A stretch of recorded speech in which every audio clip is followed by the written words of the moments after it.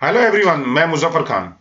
आज के इस वीडियो में हम देखेंगे कि अगर कोई भी कैंडिडेट मेडिकल में एडमिशन लेने जाता है कोर्सेज में, तो उसको कौन से डॉक्यूमेंट रिक्वायर रहेंगे। मेडिकल कोर्सेज मतलब MBBS, BDS, BMS, BHMS, BMS वगैरह जो भी कोर्सेज होते हैं मेडिकल यूजी के, उसमें अगर अगर उसको एडमिशन लेना है, अगर उसको एडमिशन लेने जाना है, तो उसको कौन से डॉक्यूमेंट्स रिक्वायर रहेंगे। अगर ये डॉक्यूमेंट्स आपके पास, अगर बहुत से इसमें जो डॉक्यूमेंट्स की जो लिस्ट आपको बताने जा रहा हूं मैं, अगर कोई डॉक्यूमेंट्स आपके पास नहीं है तो आप जरूर बना लीजिएगा उसको।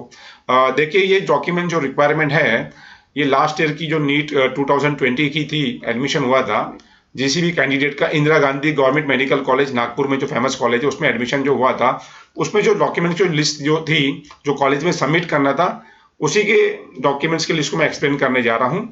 सबसे पहला जो देखिए डॉक्यूमेंट लिस्ट के अंदर आप देखेंगे ऑनलाइन एप्लीकेशन फॉर्म। ये ऑनलाइन एप्लीकेशन फॉर्म जो यस और नो मतलब ये रहना चाहिए आपको। ये आपको अभी नहीं लगेगा, जब नीट का एग्जाम दे देंगे, उसका रिजल्ट आ जाएगा, उसके बाद जब एप्लीकेशन करेंगे आप, चाहे ऑल इंडिया कोटे से एप्लीकेशन करेंगे या महाराष्ट्र स्टेट कोटे में एप्लीकेशन करेंगे, जो उसका ऑनलाइन एप्लीकेशन फॉर्म रहेगा उसकी प्रिंट आउट आप संभाल के रखना, वो एप्लीकेशन फॉर्म आपको लगेगा। ये ऑनलाइन एप्लीकेशन फॉर्म, उसकी आपको जेरोक्स कॉपी जब भी लगेगी आपको, वो आपको सबमिट करना है। फिर उसके बाद जो सेकंड डॉक्यूमेंट आता है, important document, nationality certificate. Nationality certificate या पासपोर्ट। देखिए, पासपोर्ट अगर है तो उसमें नेशनलिटी लिखी रहती है। अगर वो आपके पास नहीं है, अगर आपने डोमिसाइल बनाया तो उसमें भी नेशनलिटी लिखी रहती है।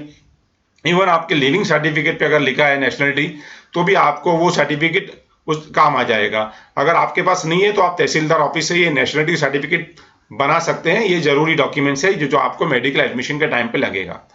उसके बाद ये डोमिसाइल और बर्थ सर्टिफिकेट, ये भी जरूरी सर्टिफिकेट है आपको, कि डोमिसाइल अगर सर्टिफिकेट आप देते हैं तो ये दोनों जगह पे यूज कर सकते हैं आप। नेशनलिटी सर्टिफिकेट भी यूज कर सकते हैं आप, और उसके बाद आपको ये सर्टिफिकेट आपको डोमिसाइल में भी यूज हो जाएगा।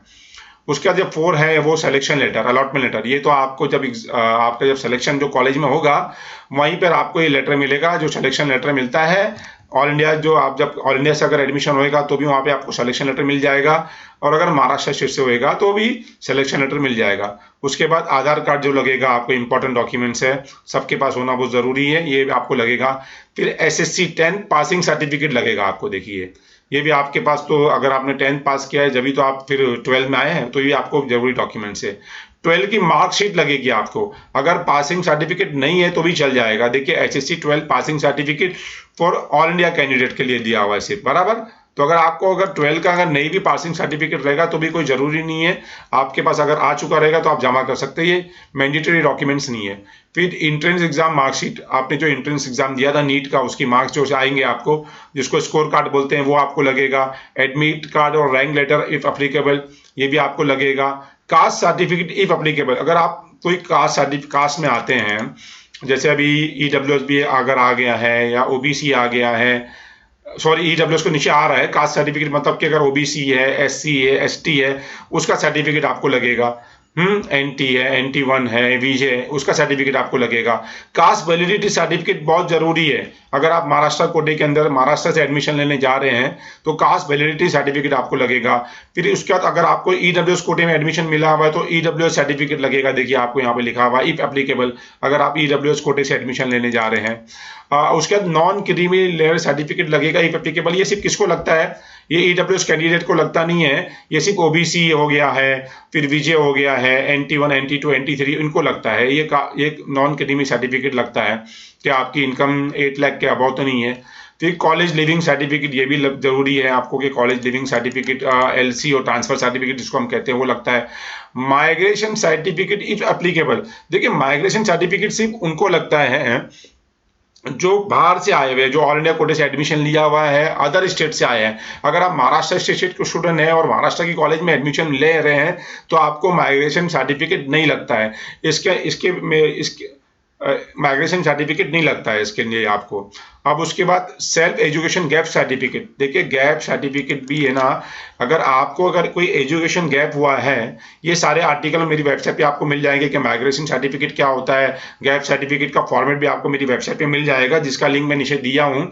आपको अगर आपका गैप हुआ है तो आपको एडमिशन के टाइम लगा बनाना है गैप सर्टिफिकेट, क्योंकि स्टाम्प पेपर में बनता है, इसकी वैलिडिटी सिर्फ 3 मंथ रहती है। तो आप पहले से मत बनाइएगा, जब एडमिशन मिल जाएगा आपको मेरी वेबसाइट पे इसका फॉर्मेट मिल जाएगा। 100 रुपये स्टाम्प पेपर बनाने का रहेगा, आपको उसका फॉर्मेट भी मिल जाएगा, आपको बनाना है और उसको नोटरी कराना है। फिर उसके बाद अगर डिफेंस कोटे में अगर आपका एडमिशन हो रहा है तो डिफेंस सर्टिफिकेट लगेगा। अगर हिली एरिया में लग रहा है आपका तो इफ एप्लीकेबल, मतलब अगर इस कोटे में हो रहा है तो ही लगेगा, इस कोटे में नहीं हो रहा है तो नहीं लगेगा। डिफेंस अगर कोटे में हो रहा है तो लगेगा, hilly area certificate if applicable तो लगेगा आपको। मेडिकल फिटनेस सर्टिफिकेट सबको लगता है। ये कब लगेगा? जब आपका एग्जाम नीट का हो चुका रहेगा, जब ये आपको एप्लीकेशन यहाँ पर आएगा, महाराष्ट्र स्टेट में फिलअप करने के लिए आएगा, तो मेडिकल फिटनेस सर्टिफिकेट का एक फॉर्मेट देंगे जो आपको प्रैक्टिशनर डॉक्टर से ही बनाना रहेगा। हाँ, उससे फॉर्मेट के हिसाब से ही बनाना रहेगा, उसका सर्टिफिकेट जरूर बना लीजिएगा आप। ये बाद में लगेगा आपको, ये भी आपको जब नीट का एग्जाम दे देंगे, जब आप फॉर्म फिलअप करने जाएंगे महाराष्ट्र स्टेट कोटे के लिए, जब ये आपको लगेगा। डिसेबिलिटी सर्टिफिकेट इफ एप्लीकेबल, अगर आप पीडब्ल्यू है मतलब फिजिकल हैंडीकैप कैंडिडेट है तो ये आपको सर्टिफिकेट लगेगा इसका भी। Scan copy of fees receipt, fees जो भी कॉलेज की रहेगी वो आपको पे करना रहेगा। फिर उसके बाद बॉन्ड की अंडरटेकिंग, अगर आप गवर्नमेंट कॉलेज में अगर जा रहे हैं या महाराष्ट्र स्टेट के अंदर तो आपको बॉन्ड साइन करना देना पड़ेगा, उसकी एक अंडरटेकिंग लगेगी। स्कैन कॉपी जो भी रहेगा, जितने भी डॉक्यूमेंट्स, इसकी scan copy in pen drive के अंदर लेके जाना पड़ेगा आपको, और इसकी एक आपको कॉपी देना है। इनकम सर्टिफिकेट जेरोक्स कॉपी आपको देना पड़ेगा, इनकम सर्टिफिकेट आप एक बना लीजिए। कास्ट वैलिडिटी फॉर्मेट जो रहेगा वो स्टेट का रहना चाहिए। तो ये सारे डॉक्यूमेंट जो है आपको एडमिशन के टाइम लगने वाले हैं। आपके पास अगर कोई डॉक्यूमेंट्स अभी नहीं है तो वो बना लीजिएगा। जैसे ईडब्ल्यू सर्टिफिकेट अगर आपको बनाने जा रहे हैं तो वो जरूरी है, वो बना लीजिएगा। आप डोमिसाइल सर्टिफिकेट अगर आपके पास नहीं है तो बना लीजिएगा। और बहुत से डॉक्यूमेंट जो है जो एडमिशन के टाइम पे लगेगा आपको, जैसे गैप सर्टिफिकेट हो गया आपको, उसके बाद अपना ये फिटनेस सर्टिफिकेट हो गया, मेडिकल फिटनेस सर्टिफिकेट, ये आपको एडमिशन के टाइम लगेगा, जब एडमिशन के टाइम बना लीजिएगा आपको। तो ये आप लोगों ने पूरा एक्सप्लेन कर दिया मैंने आपको कि कौन कौन से डॉक्यूमेंट लगेंगे।